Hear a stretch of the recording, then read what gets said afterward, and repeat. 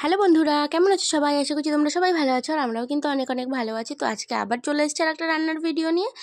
তো আজকে রান্না করবো হচ্ছে চিকেন, একদম মানে খুব সহজে তাড়াতাড়ি কিভাবে চিকেন রান্না করতে হয় সেটা আজকে আমি তোমাদের সঙ্গে শেয়ার করব। মানে আমি কিভাবে রান্না করি সেটাই শেয়ার করব। তো প্রথমে আলুগুলো ভেজে নিচ্ছি একটু লবণ দিয়ে, হলুদ দিচ্ছি না, কারণ হলুদ দিলে না তেলটা পুড়ে যায়, তো তেলটা কালো কালো হয়ে যায়, যেটা আমার একেবারেই পছন্দ না। সেই জন্য আমি শুধু লবণ দিয়ে আলুটা ভেজে নিচ্ছি, একদম লাল লাল করে একটু ভেজে নেবো। আর এগুলো না নতুন আলু, তো এগুলো মানে লাল লাল করে ভাজলেও না ঠিক সেরকম কালার আসে না। তো পুরোনো আলুগুলো ভাজলে পরে যেরকম সুন্দর একটা কালার হয়, এই আলু ভেজে না আমি মোটে শান্তিই পাই না, ওরকম কালার হয়ে যায়। আর এদিকে আমি নিয়েছি ওই 4টে মতো আলু আমি কেটে নিয়েছি। এখানে 4 থেকে 5টা আলু, কটা আলু কেটে দিয়েছি আমার ঠিক খেয়াল নেই, আমি তাড়াহুড়ো করে কেটে দিয়েছি। তো আর অন্য সবজির জন্য আলু কেটেছিলাম, তো সেখান থেকে কেটে দিয়েছি। আর চিকেন ধুয়ে রেখে দিয়েছি সাইডে, সেটা তোমাদেরকে দেখাচ্ছি না, অন্যদিন হাতে ফোন নিয়ে ভিডিও বানাই, আজকে ওই ট্রাইপডে রেখে ভিডিও বানাচ্ছি। তো ওই জন্যে রান্নাটাও করতে সুবিধা হচ্ছে, আর ভিডিওটাও একভাবে হচ্ছে, ক্যামেরাটাও নড়ছে না, তো তোমরা দেখে বুঝতেই পারবে। আর সাইডে যেই সমস্ত জিনিসপত্রগুলো আছে সেগুলো একটু অ্যাভয়েড করো। ওই সাইডে দেখো মানে বিস্কুট খেয়ে সাইডে রেখে দিয়েছি, আর ওদিকে রয়েছে ভাজা মশলা করব, ফুচকার মশলা করব আর কি ওটা। সেই জন্য ওখানে ওগুলো সব রেখে দিয়েছি, ওগুলোকে পরে ভাজতে হবে, সেটা পরে আর একটা আলাদা ব্লগে তোমাদের সঙ্গে শেয়ার করব। ফুচকার মশলা কিভাবে বানাই, কিভাবে মানে ফুচকাটা বানাচ্ছি সেটাও শেয়ার করব। তো দেখো, তোমাদের সঙ্গে কথা বলতে বলতে দেখো কিন্তু আলুটা প্রায় ভাজা হয়েই গেছে। তো আলুটা ভাজা হয়ে গেলে এর মধ্যে এখন দিয়ে দেব কিন্তু পেঁয়াজটা আমি আগে কাটা ছিল না বলে এখন একটু কেটে নিলাম, নিয়ে দিয়ে দিলাম তাড়াহুড়ো করে। এগুলো কিন্তু একটু ছাড়িয়ে ছাড়িয়ে দিলে আরও ভালো হবে, পেঁয়াজটা তাহলে তাড়াতাড়ি গলে যাবে। তো আমার টাইম ছিল না বলে আমি ছাড়িয়ে ছাড়িয়ে দিইনি। তো আলুর সঙ্গে যেহেতু লবণ দিয়েছি, তাই পেঁয়াজ ভাজার জন্য আলাদা করে আর এক্সট্রা লবণ দিচ্ছি না, ওই লবণেই কিন্তু পেঁয়াজটা ভাজা হয়ে যাবে। তো দেখো এবার কিন্তু পেঁয়াজটা আমার ভাজা হয়ে গেছে ভালোভাবে, মানে অর্ধেকের বেশি 70% কিন্তু পেঁয়াজটা ভাজা হয়ে গেছে, সেদ্ধ হয়ে গেছে পেঁয়াজটা ভালোভাবে।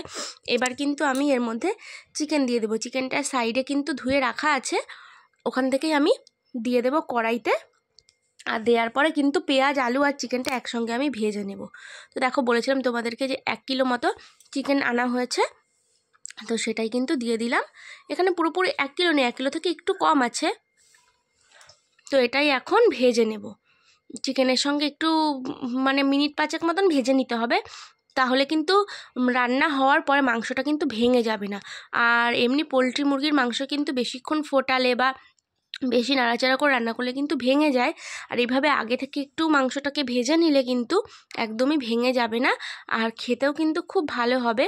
আর শেষের দিকে একটু ঢাকা দিয়ে দিয়ে একদম লো হিটে রেখে রান্না করলে না খুব সুন্দর মাংসটা সফট হয়। এই মাংস তো এমনিতেই সফট, আর ভেজে নিলে একটু শক্ত হয়ে যায়, কিন্তু পরের দিকে যদি আমি এটাকে ঢাকা দিয়ে দিয়ে রান্না করি অনেকটা টাইম ধরে, তাহলে কিন্তু খুব সুন্দর সফট হয়ে যাবে।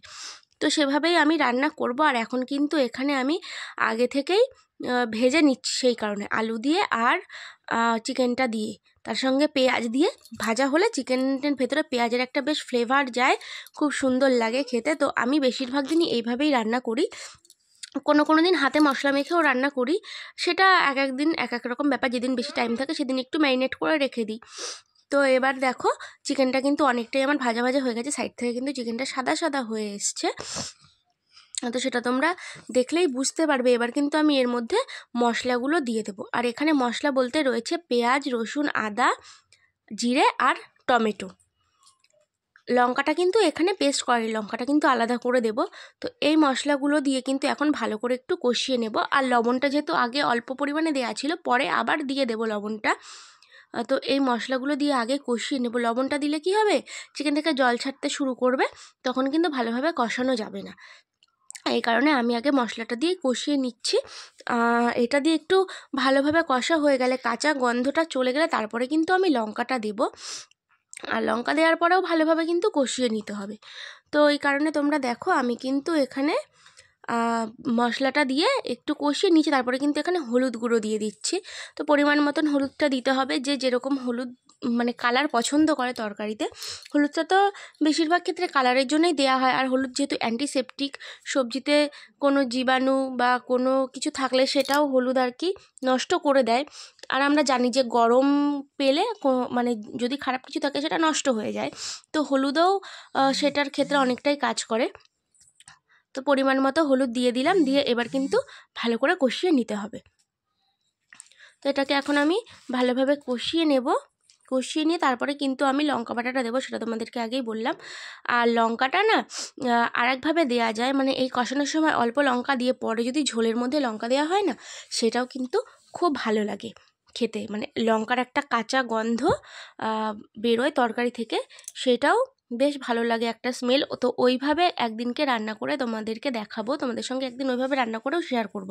দেখো কষানো কিন্তু অর্ধেকের বেশিটা হয়ে গেছে। এখন কিন্তু আমি পরিমাণ মতো লবণ দিয়ে দিচ্ছি, যতটা লবণ লাগবে ততটা কিন্তু আমি দিয়ে দিলাম। ওই তোমাদেরকে আগেই বলেছিলাম যে জল ছাড়বে, সেই কারণে।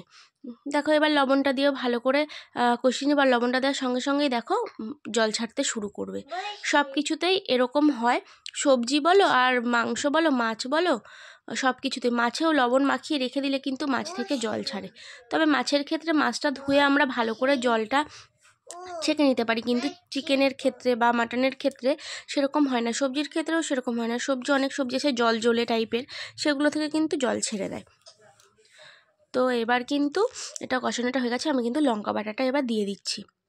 ওটা কিন্তু কষানো হয়ে গেছে, এবার লঙ্কাটা দিয়ে ভালো করে কষিয়ে নেবো। আর দেখো তোমরা কিন্তু দেখতেই পাবে যে ওই যে জল ছাড়তে শুরু করে দিচ্ছে লবণ দেওয়ার সঙ্গে সঙ্গে।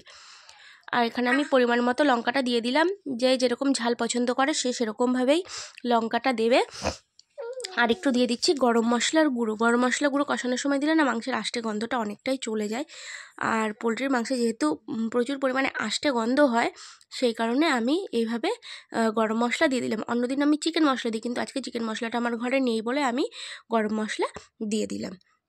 তো অল্প পরিমাণে, একদম সামান্য পরিমাণে গরম মশলা দিয়েছি, পরে কিন্তু আর গরম মশলা দেবো না। আমার যে ভাজা মশলাটা আছে সেটা কিন্তু আমি নামানোর আগে দিয়ে দেবো। তো ভাজা মশলা আমি কিভাবে বানাই সেটাও কিন্তু আমার আগে একদিন ভিডিওতে শেয়ার করেছি, আগের একটা ব্লগে। তো তোমরা অবশ্যই কিন্তু দেখে নিও সেই ব্লগটা, যে কীভাবে আমি ভাজা মশলা শেয়ার করেছি। আর যদি ব্লগটা খুঁজে না পাও তাহলে আমাকে অবশ্যই কমেন্ট করে জানাবে, আমি কিন্তু আর একদিন ভাজা মশলাটা বানিয়ে তোমাদেরকে দেখিয়ে দেবো। মানে এরপরে যেদিন ভাজা মশলাটা বানাবো সেদিন সেটা তোমাদের সঙ্গে শেয়ার করে দেবো। তো দেখো লঙ্কাটা দেওয়ার পর এখন কিন্তু কালারটা পুরোটাই চেঞ্জ হয়ে গেছে। আর এখানে কিন্তু হচ্ছে শুকনো লঙ্কা আর পাকা লঙ্কা বাটা। শুধু শুকনো লঙ্কা দিলে না একদম তরকারিটা টকটকে লাল হয়ে যায়, যেটা দেখতে বা খেতে একদমই ভালো লাগে না। আর শুধুমাত্র শুকনো লঙ্কা দিয়ে রান্না করলে না তাতে প্রচুর গ্যাসও হয়, আর অনেক সময় পেট জ্বালা করে বা বুক জ্বালা করে। সেক্ষেত্রে এইভাবে একটু পাকা লঙ্কা একটু শুকনো লঙ্কা দিয়ে দিলে ভালো হয়। তো দেখো মশলাটা হাফ কষানো হয়ে গেছে, এখন কিন্তু আমি ঢাকা দিয়ে দিয়েছিলাম। এবার মিনিট 5 ঢাকা দিয়ে রেখে দিয়েছিলাম, আর দেখো কতটা জল ছেড়েছে। বলেছিলাম যেহেতু লবণ দিলে জল ছাড়বে, আর এখন দেখো ঢাকা দেওয়ার পরে আরও জল ছেড়েছে। তো 5 মিনিট পরে আমি ঢাকাটা খুলে দিয়েছি, খুলে দিয়ে আবার একটু নাড়াচাড়া করে নিচ্ছি ভালো করে। নিচ থেকে যদি মশলা লেগে যায় সেগুলোকেও কিন্তু ঠিকঠাকভাবে দেখে নিতে হবে, কেননা ঢাকা দিয়ে রান্না করলে অনেক সময় কিন্তু নিচ থেকে মশলা লেগে যায় কষানোর সময়। তো এইভাবে ভালো করে নাড়াচাড়া করে নিয়ে আমি কিন্তু আবার ঢাকা দিয়ে দেবো 5 মিনিটের জন্যে। তো এইভাবে কষাতে কষাতে কিন্তু মাংসটা অর্ধেকের বেশি সেদ্ধ হয়ে যাবে। আর দেখো মাংস থেকে মশলা থেকে সবে সবে তেল ছাড়তে শুরু করেছে, মানে এখনও কিন্তু কষানো পুরোপুরি কমপ্লিট হয়নি। সে কারণে আমি আরেকবার ঢাকা দিয়ে দিলাম। আর ওদিকে দেখো গরম জল বসিয়ে দিয়েছি কিন্তু গামলায় করে, কেননা গামলায় গরম জল বসিয়েছি।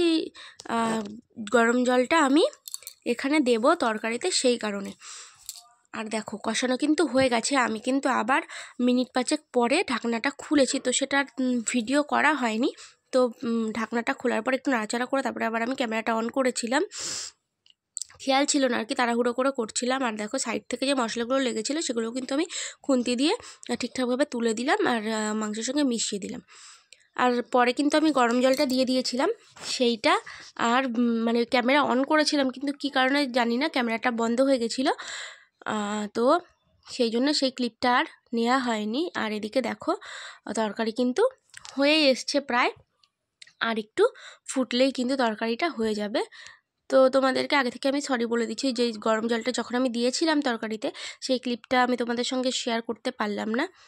আর এখন এরকম আমি পাতলা ঝোলই রাখবো, আর কেউ যদি চায় সে কিন্তু ফুটিয়ে নিয়ে ঝোলটা কম করতে পারে, অথবা পরিমাণে একটু কম জল দিলে তাহলে কিন্তু হয়ে যাবে। আর দেখো তরকারি অনেকটাই ফুটে গেছে, এখন আমি এখানে কিন্তু ওই যে ভাজা মশলা দিয়ে দিচ্ছি। তোমাদেরকে বলেছিলাম এখানে যে ভাজা মশলাটা আমি বাড়িতে বানিয়েছিলাম, সেই ভাজা মশলাটাই দিয়ে এখন একটু নেড়েচেড়ে নিয়ে সামান্য একটু ফুটিয়ে মিনিট খানেক মতো ফুটিয়ে আমি কিন্তু নামিয়ে নেব। তো এইভাবে কিন্তু খুব সহজেই চিকেন রান্না করা যায়। যারা রান্নাবান্না একদম নতুন, রান্নাবান্নার কিছুই পারো না, তারা কিন্তু অবশ্যই এই রেসিপিটা দেখে তোমরা কিন্তু রান্না করতে পারো। তো ভিডিওটা আজকে এখানে শেষ করছি। ভালো লাগলে লাইক, কমেন্ট, শেয়ার করে দিও।